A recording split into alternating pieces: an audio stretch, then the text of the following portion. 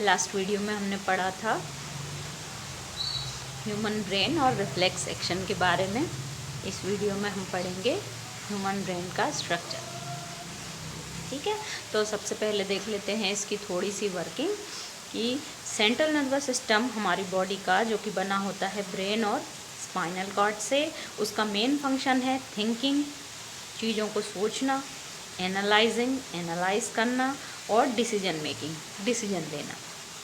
तो कुल मिला के हमारी पूरी बॉडी का थिंकिंग, एनालाइजिंग और डिसीजन मेकिंग किसके पास है? ब्रेन और स्पाइनल कॉर्ड के पास। रिफ्लेक्स एक्शन में जो मेन वर्किंग होती है वो होती है स्पाइनल कॉर्ड की, और बाकी जनरली ब्रेन ही हमारा मास्टर कंट्रोल है। ठीक है, इसी सेंट्रल नर्वस सिस्टम से अटैच होता है हमारा पेरिफेरल नर्वस सिस्टम, जिसमें आती है cranial nerves arising from the brain. क्योंकि अगर कोई एक्टिविटी हुई है तो ब्रेन किसके थ्रू अपने मैसेज भेजेगा? तो वो ब्रेन से जो नर्व्स निकलती हैं वो कहलाती हैं क्रेनियल नर्व्स, और दूसरी spinal nerves arising from the spinal cord. ठीक है, अब देख, जैसे मान लीजिए ये ब्रेन है, ये इससे निकलने वाली नर्व्स हैं। ठीक है, ये स्पाइनल कॉर्ड है, ये उससे निकलने वाली नर्व्स। तो ब्रेन से निकलने वाली क्रेनियल नर्व्स, स्पाइनल कॉर्ड से निकलने वाली स्पाइनल नर्व्स। फिर ये करती क्या है? Message to the effector organ. मान लीजिए जैसे हमने रिफ्लेक्स एक्शन में देखा था कि किसी ने हमको पुकारा, तो हम तुरंत उसको पलट के देखते हैं, है ना। तो पलट के देखने के लिए ब्रेन से अगर मैसेज आ रहा है तो क्रेनियल नर्व्स मैसेज लेके आएंगे। अगर रिफ्लेक्स एक्शन है, अचानक आपका हाथ जल जाता है, तो उस समय मास्टर कंट्रोल किसके पास होगा? स्पाइनल कॉर्ड के साथ। तो स्पाइनल कॉर्ड लेके आएंगी ये वाली नर्व्स, स्पाइनल नर्व्स। ठीक है, और कहाँ तक आएगा वो मैसेज? मसल्स तक। अब आ जाते हैं ब्रेन के स्ट्रक्चर पे। तो brain has 3 major parts: fore brain, mid brain, hind brain. आगे वाला ब्रेन, अगला हिस्सा कहलाता है फोर ब्रेन। बीच का हिस्सा जो कि बहुत छोटा होता है वो कहलाता है मिड ब्रेन, और लास्ट वाला पार्ट हिंड ब्रेन। इन तीनों में जो फोर ब्रेन है वो सबसे ज़्यादा एरिया कवर करता है हमारे ब्रेन का। अब थोड़ा सा देख लेते हैं फोर ब्रेन के बारे में। It is the main thinking part of the brain.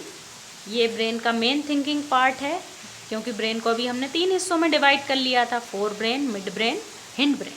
तो मेन हिस्सा कौन है थिंकिंग वाला? Fore brain.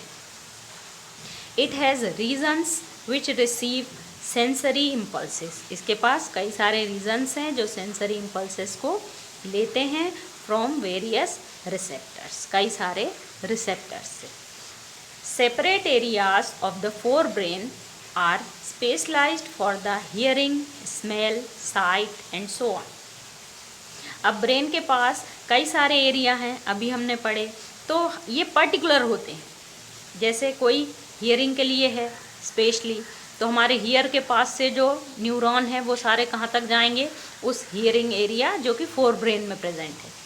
ठीक है, अगर स्मेल से रिलेटेड है तो हमारी जो ऑल्फैक्टरी रिसेप्टर्स होते हैं जो हमारी नोज़ में प्रेजेंट होते हैं वो कहाँ तक जाएंगे? ब्रेन तक, इस सेंटर तक। साइट हमारा देखने वाला, आइज से जो नर्व्स हैं वो कहाँ तक जाएंगी? ब्रेन के इस सेंटर तक। ठीक है,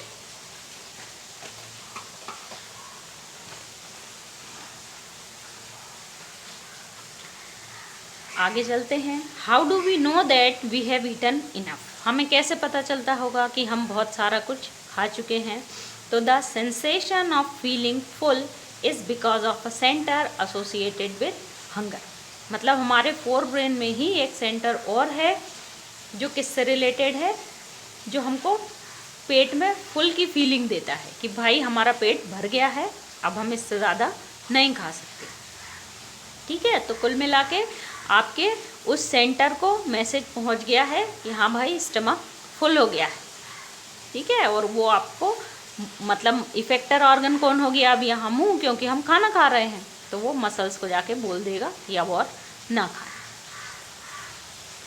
तो ब्रेन की वर्किंग के भी 2 एग्जाम्पल हैं। जैसे एक जो रूटीन वर्क होता है जो हम करते ही रहते हैं, जैसे हमारा रूटीन वर्क है ना, हमें इतने बजे सोना है, इतने बजे उठना है, इतने बजे खाना है।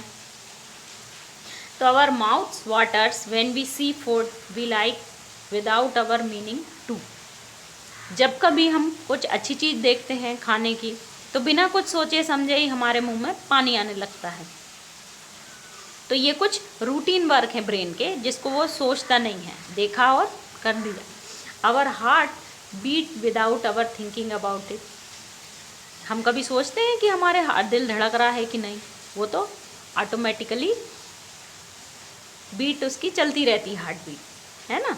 तो ये भी क्या हो गया ब्रेन का रूटीन वर्क, मतलब हम कहें या ना कहें वो उनको कंट्रोल करता ही रहता है। In fact we can not control these actions easily by thinking about them. अगर हम सोचें भी तो भी हम इनको कंट्रोल नहीं कर सकते, क्योंकि ये हमारे आउट ऑफ कंट्रोल है। इनका सारा कंट्रोल ऑटोमेटिकली ब्रेन के पास है।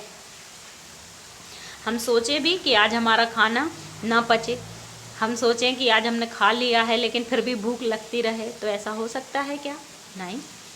अब सेकंड है जो नॉर्मल रूटीन नहीं है, जो अलग से कभी काम हमको करने मिलते हैं। जैसे think about activities like walking in a straight line. अगर हम किसी बिल्कुल स्ट्रेट लाइन में चलना है तो हमको बहुत केयरफुली चलना पड़ेगा। तो इस समय हमारी पूरी बॉडी एक्टिव होगी, ब्रेन भी, स्पाइनल कॉर्ड भी, क्योंकि चलते समय आप गिर भी सकते हैं, लाइन भी क्रॉस हो सकती है। राइडिंग अ बाइसिकल, आप साइकिल चला रहे हैं, तो ये भी कैसा हुआ, ये रूटीन नहीं है। हमको हर समय हमारी पूरी बॉडी को चौकन्ना रहना पड़ता है। पिकिंग अप अ पेंसिल, तो these are possible due to a part of the hind brain called the cerebellum. तो ये सारी पॉसिबिलिटी किसके कारण हुई हैं? हमारे हिंड ब्रेन में एक पार्ट होता है जिसका नाम है सेरिबेलम। तो cerebellum is responsible for precision of voluntary actions and maintaining the posture and balance of the body। क्योंकि जो हमारे हिंड ब्रेन में एक सेंटर है जिसका नाम है सेरिबेलम, ये हमारी वॉल्यूंटरी एक्शन का सारा मेंटेनेंस करता है और हमारे पोस्चर को मेंटेन करता है। पोस्चर मीन्स हमारी बॉडी कैसी है, कैसी खड़ी हो रही है, कब कैसे बैठ रही है। हम बैलेंस में होते हैं ना, बैलेंस नहीं होगा तो हम चलते चलते भी गिर जाएंगे। तो ये सारा बैलेंस कौन संभाल के रखता है? सेरिबेलम। ओके।